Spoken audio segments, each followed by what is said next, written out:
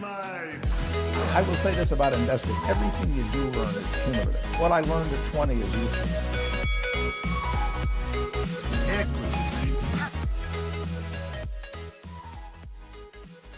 Welcome to another episode of Equity Mates, where we will help you learn to invest in about 20 minutes or less. We break down the world of investing from beginning to dividend so that you can hopefully make some returns.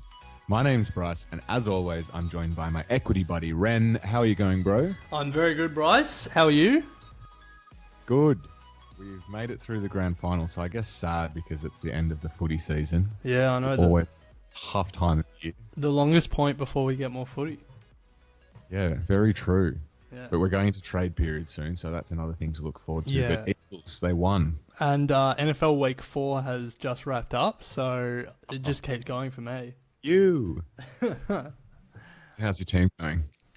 Yeah, not bad. We beat the Patriots last week, but we're 1-3. So aside from beating the Patriots, we haven't done that well. Not a good start. Long season though, isn't it? Not really. We're a third of the way through. No, a quarter of the way through. Okay. Yeah. So room for improvement. Definite room for improvement. But since I've been supporting them, there's been plenty of room for improvement. Yeah, nice. Well, I guess we should crack on with our Yeah. good win by the Eagles. Everyone should know that we don't support them, but yeah, it was a good game. I think that's what was most important. Yeah, and it was a cracking way for them to win. That from the specky from McGovern down the line to that goal. Yeah, it was a good grand final. It was great.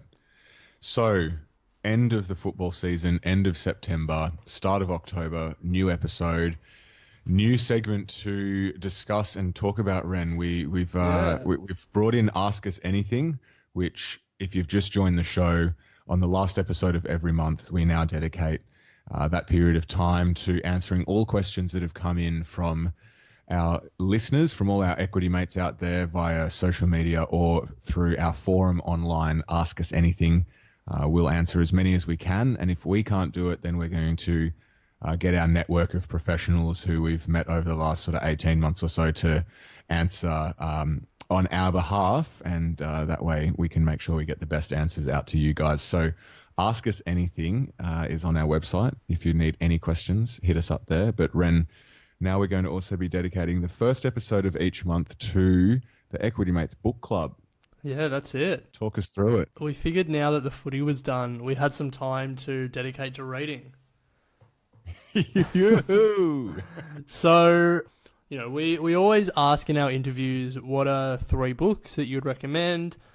I don't know about you, Bryce, but for me, just reading investing books, reading business books has been the number one value add, I guess, in terms of building my investing knowledge, building a perspective, and just learning about the industry, learning about how to invest, what to invest in. You know, reading articles is great. Reading thought starters is really great, but nothing compares to reading books. I think there's just something about long form writing where people can develop an argument, build a case for whatever they're doing, rather than trying to fit it all in, a newspaper headline, a newspaper article, or some clickbaity article, or whatever it is. I think there's just something about books that are really valuable, and we both have pretty long lists of books we want to read, so we figured why not do it together and do something that we can sort of share it with the listeners, and hopefully encourage some of our listeners to join our book club to read along with us. We'll have 1 book a month. As you said, we'll announce it in this episode, and then on the first episode of every month, we'll debrief. We'll talk about our thoughts of the book, and then we'll announce the book for the next month. Yeah. So, as you said, a lot of the expert investors that we've interviewed have all said read. So this is hopefully a way that we'll encourage all of our equity mates out there to read as well. And sometimes, wading through huge lists of top 10 business books or investing books and whatnot can get quite overwhelming, and it's sometimes difficult to know where to start. So if you are having trouble or you'd like to get some inspiration, this is probably one of the best ways that you'll be able to do that. So Yeah, as you said, Ren, we'll announce it at the start of each month. We'll put it up on our website, and then equity mates can read along with us. So, very briefly, this month, Ren, we're going to be reading Liar's Poker by Michael Lewis. Okay. For those of you who aren't familiar with the name, Michael Lewis wrote The Big Short, and he also wrote Moneyball.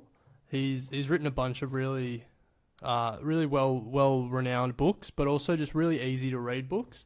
This one, Liar's Poker, was his first book, and it's about Wall Street and in particular Salomon Brothers, where he worked in the 1980s. Saucy. Yeah, should be good. It's got really good reviews. It's apparently a pretty easy read, and that's what I like. Pretty entertaining. So, are there any pictures? No, but I can draw you some if you want. No, look, I think the important thing with this book club is we're not going to be, pulling out security analysis or like no. Introduction to Quantitative Valuation Volume 3. We're not Volume 2 though. Yeah, maybe.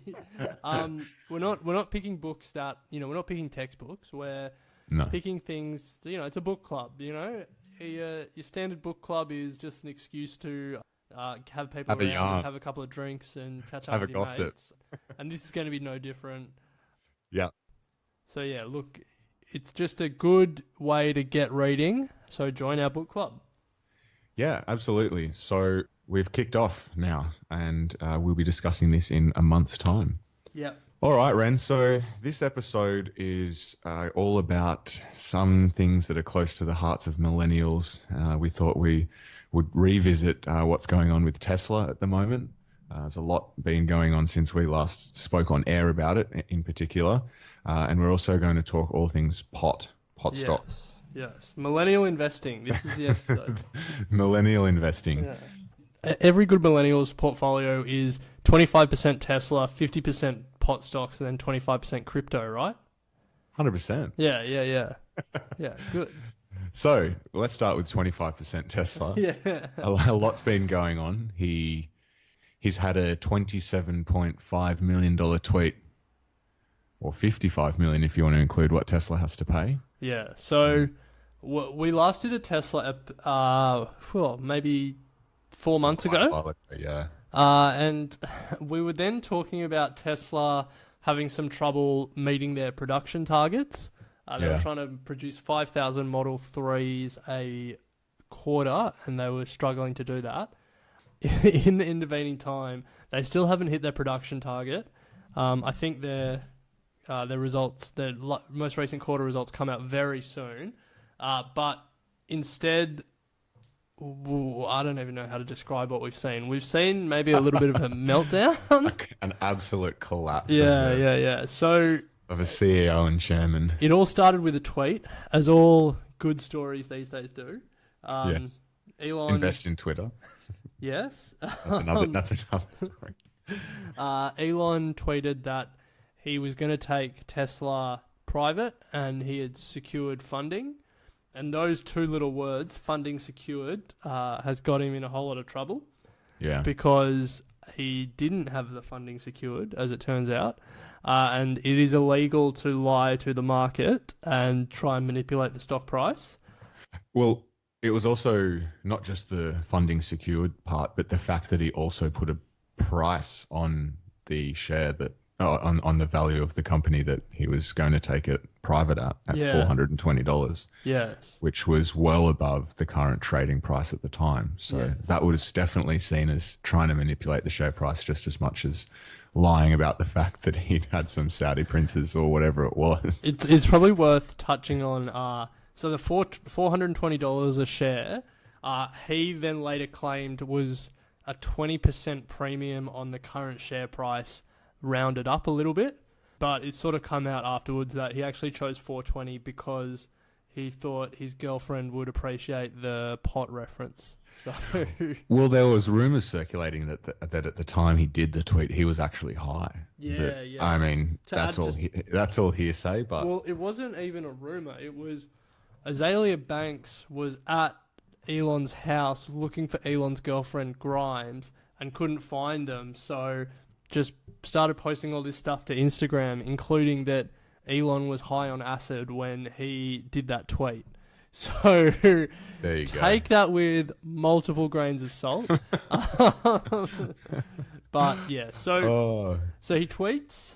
He then scrambles when people start calling him out that he's trying to manipulate the market. In the last, we won't get into it this time, but in the last episode we talked about the convertible debt that Tesla carries and the reason why Elon needs the stock price to keep ticking up, because otherwise the debt burden becomes insurmountable. Too much. So listen to the old episode if you want that breakdown. But yeah, so he tweets to try and keep the share price ticking up. People call him out, and then the SEC, the Securities and Exchange Commission, start investigating.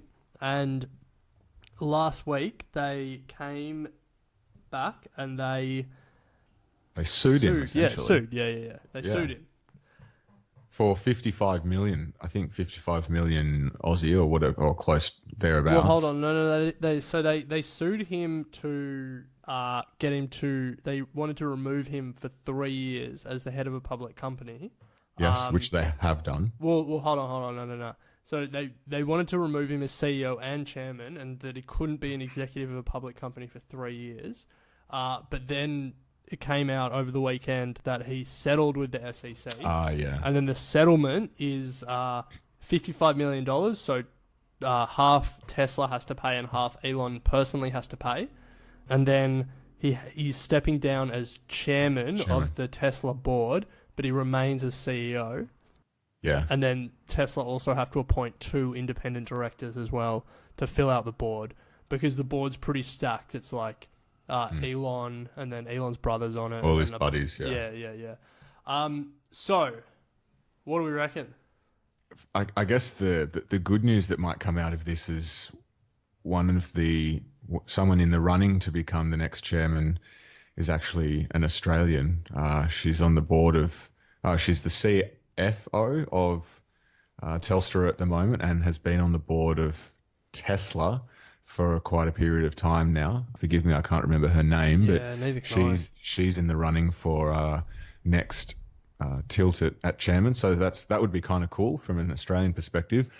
I think when the news came out that the SEC were after him and that then, that they were going to sue him and he was sort of pushed to, lose his job as chairman, and luckily he did settle, because I think from our point of view, Ren, it would be quite sad and a bit, unfortunate to see him lose his company and have to step away from something that he's, built for so long. Understand that, maybe what he did was wrong and not in the best interests of investors and that sort of stuff. But it would be quite devastating to see him lose Tesla and then potentially, have ramifications on SpaceX and that sort of stuff. So I guess the outcome, he's had to pay $55 million, or Tesla and him have had to pay 55, and he's lost his role as chairman, but thankfully he's still CEO. So hopefully he's learned his lesson. Yeah. And he should stop smoking pot on live podcasts on YouTube. Although, have you listened to that whole... So the context there is pretty much all of it. Joe Rogan has a long form podcast, and Elon was interviewed and smoked pot on it in California, where it is legal recreationally. So technically he didn't break any laws, but obviously he's the CEO of a publicly traded company, so probably not the best law. No. But I listened to the whole interview, and I'm still bullish on Elon. Like, I don't know if Tesla will survive, but as Elon, as a person in, our generation, well, not our generation, but, this day and age, I think he's important. I agree. Look, I agree, but he needs to get a new PR agency or someone to really rein him in that side of things, because, as brilliant as he may be, he needs to be able to articulate himself to a wider group of investors a bit better than he has been doing, and control himself in the public domain a bit better, because look where it's landed him. Yeah, I know, but at the end of the day... Not to take away anything from him, but if he's, you would hate to see it all fall apart, whatever it may be. It might not be Tesla, it might be something different, but you'd hate to see it all fall apart just because, he's an incredibly intelligent man, just can't keep his can't keep it under control at some periods in time. I don't know. Like, obviously, the smoking weed and stuff, you know, we can live without that. But Elon is Elon, and Elon's always been Elon. You know, like, when he started Tesla and when he started SpaceX, everyone thought he was nuts. Everyone thought his predictions were crazy. He constantly missed deadlines. But just from, like, sheer force of will, he built these two companies. You know, Tesla doesn't have a marketing budget. Like, you don't see ads for Tesla. Like, Elon is the marketing for Tesla. That company is just a reflection of him. Yeah. I think we're very quick to put down, you know, eccentric people when they fail, and we're very quick to celebrate them when they succeed. But in some cases, you can't have one without the other. You know, just because recently he's had a really bad run of things. Yeah, I guess it's those things that are in some degree preventable. But anyway, what I'd love to see is Elon be the visionary and then someone else be the CEO. But you look at all of his past, and there's a reason that he never wants to give up being the leader. You know, his first two companies he was CEO of, and he got booted out by investors. Zip2 and then PayPal, or an early version of PayPal. So you can understand that now, you know, he's on to company 3 and 4, SpaceX and Tesla, and he's worried that history is repeating again. So he needs to learn from history. I know. Yeah. There's a reason for that. Yeah. Anyway. So that's the Tesla update. Yeah, that's update number 1. Moving on to the second part of every millennial portfolio. Speaking of pot, we're going to talk about pot. Yes. So Ren, pot has been on an absolute run of late. Yeah. Didn't start the year so well. So I guess we just want to run through where pot's at the moment, a couple of the companies that have been doing very well, and a few reasons why we think the pot industry is where it is at the moment, and where we think it might be going. So for me, Ren, well, I guess it all starts with Canada in, you know, what is it, 15 days time or something like that. I can't remember the date, maybe 17th of October. They will be lifting all sort of laws on marijuana, and it's going to be fully recreationally legal. And they're going to be the first country or industrialized country in the world to have approved the sale of cannabis for recreational purposes. So that's exciting for Canada, and also for pot growers. And it's probably half the reason. There's a few other reasons that we're now seeing a massive jump in prices of cannabis and, cannabis companies, I guess. Yeah, so basically what we've seen, and the reason we're talking about it now, is since early August, a lot of the big marijuana companies have basically doubled in price. So if you were riding this green wave or whatever you want to call it for the last couple of months, you would be very happy because you probably have made 100% in your investments. And yeah, you're right. Like, a lot of the driver of that growth has been legalization in Canada. Because a lot of the big publicly listed companies are in Canada, but it's not the only reason. No. What we've seen is a lot of the more traditional vice industries, shall we say? So chief among them, beer companies, but also companies like Coca-Cola have been investing very heavily into marijuana companies. Yeah. Yeah, you've got, I think, Constellation. Yeah. Gosh, I should have looked at Constellation. Brands, yeah, so they own Corona. Yeah. They did a massive deal with a multi-billion-dollar deal with one of the biggest. Is it Cronos? No, I'm pretty sure it's Canopy. So Canopy Growth. That's it. Yeah, Canopy Growth. So they invested four and a bit billion, which this might be wrong, but from memory, it's about 10% of their market cap they invested in Canopy. And Canopy's one of the companies that have doubled in price. They went from $33 in early August, and they're now trading at $63. Wow. Yeah. So you'd be pretty stoked if you invested in them.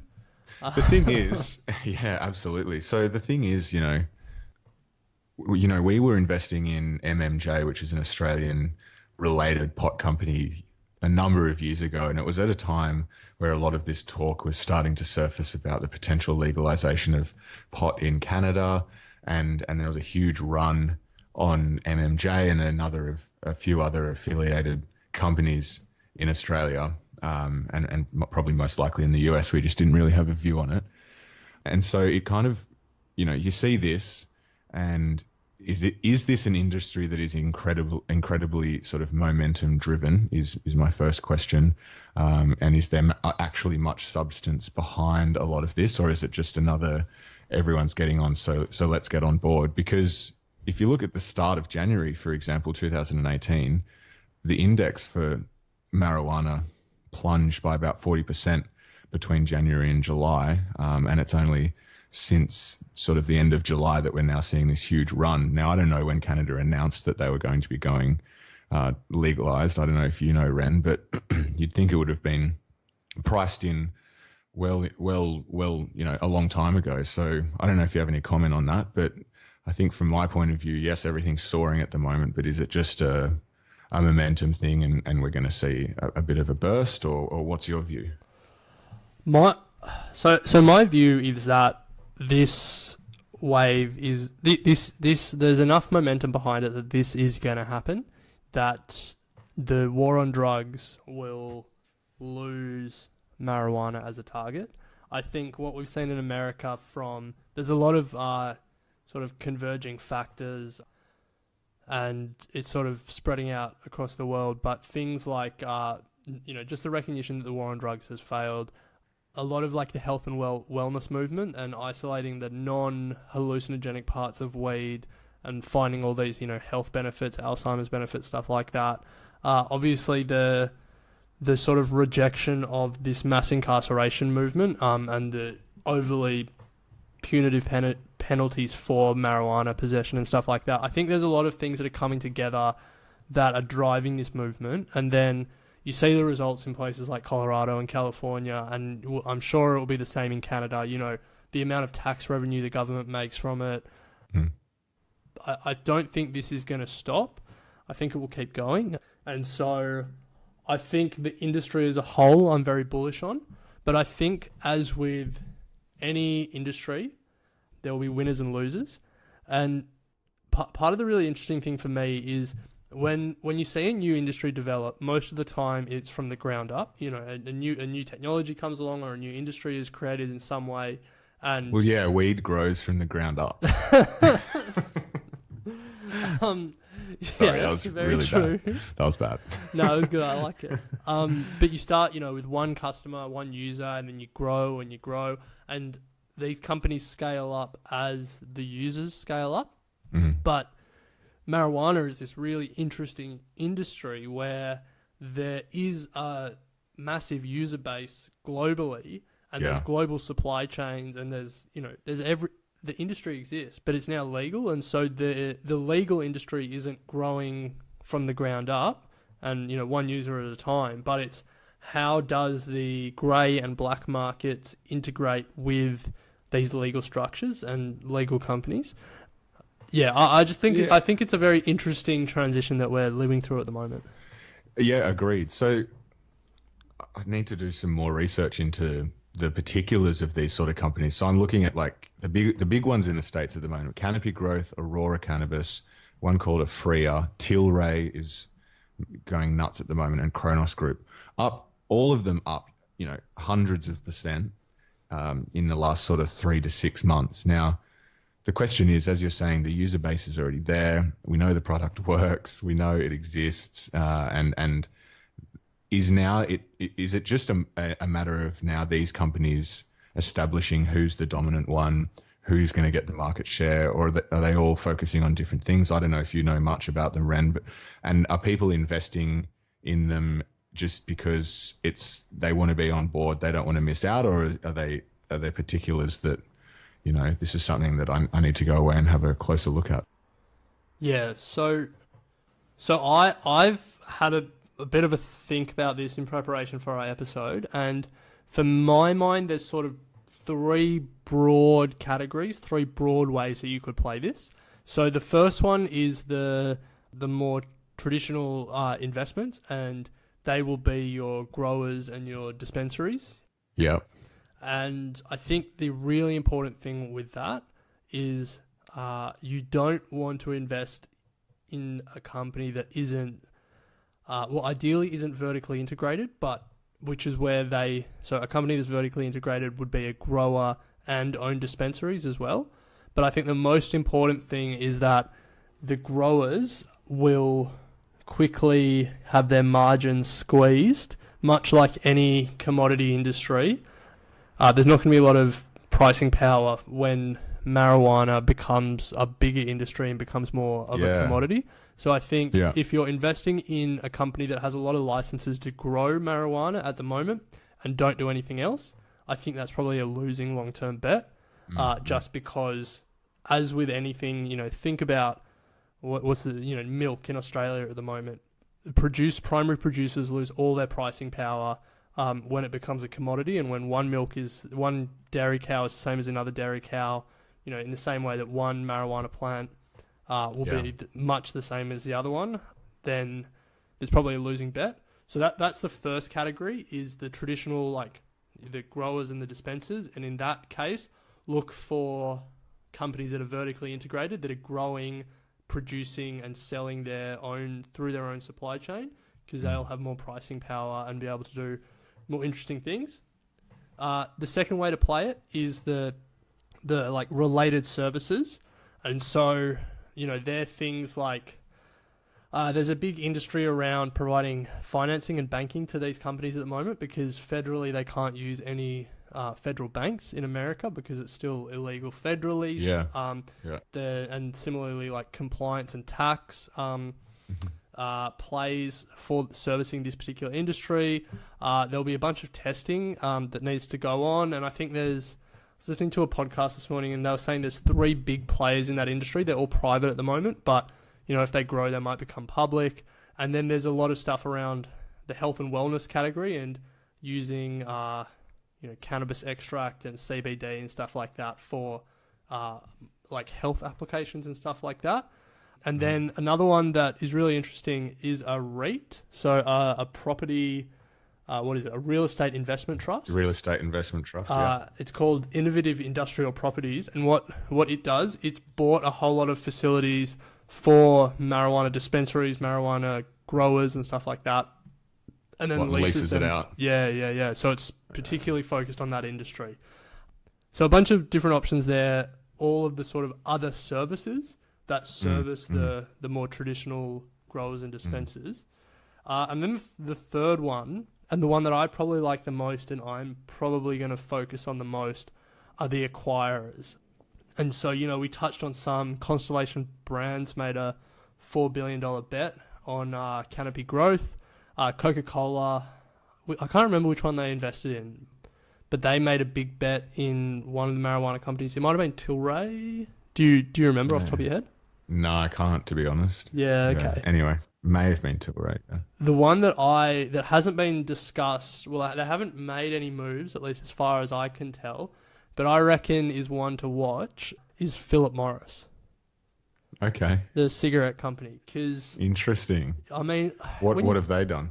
Well, I don't think they've done anything yet. But if you were thinking about a company that has heaps of cash, is in a dying industry, and has the sort of specialization and supply chain to enter this field, you would probably think that Philip Morris, which grows tobacco, turns it into cigarettes, and then sells it throughout the world, is pretty well set up to stop growing tobacco and grow weed instead. Yeah, not bad. So, I mean, I'm not sure that ethically I would want to invest in Philip Morris, and I haven't read anything about them getting involved in the industry. But we have a habit of making calls that end up coming true, so we do. Put that one on the record. I reckon we'll hear something in the coming years. Because, I mean, at the end of the day, they make so much cash. And what are they doing with it? They've got to do something with it. Yeah, not a lot. All right. Well, we'll mark that in our diary, Ren, as another moment that we made a big call, and if it comes true, we'll jump up and down. let's leave it there. That's a good summation of where Tesla and pot stocks are at the moment. Two very relevant talking points at the moment. And as you said, probably considerable parts of some millennials out there. I certainly don't own any Tesla or directly any pot other than a bit of MMJ in Australia. I'm not sure about you, Ren. Yeah, I still own MMJ from a couple of years ago. To be honest, I wouldn't be looking at buying any pot stocks anytime soon. I mean, they've already doubled in price in the last month. I'm not sure that... You never know. You do never know. You never know. Could But keep bloody running. yeah. Anyway, so let's leave it there, Ren. Just a quick shout out to all of our listeners, all of our equity mates. Obviously, thank you all for listening. It's we obviously couldn't do it without you, and love getting all your feedback and questions. If you can just take a quick moment to rate us on iTunes or whatever your podcast platform is, and leave a comment, we would really appreciate that. It goes a long way to helping us crack the charts. And Ren, we've cracked the charts in Australia. We're in the top 20. We're top 25 in business. So we're pretty pumped about that. And yeah, we would really appreciate if you can just spend a moment or two leaving a comment and rating us on iTunes. So please do that. If you don't know how, it can be a bit tricky. Hit us up and we'll give you some instructions. It's pretty straightforward. So I appreciate you all listening, and we'll leave it there, Ren. We'll chat next week. Sounds good. Equity Mates and the people appearing in this program may have positions in the companies mentioned. This is general advice only. Please speak to a financial professional to understand how it may pertain to your individual situation.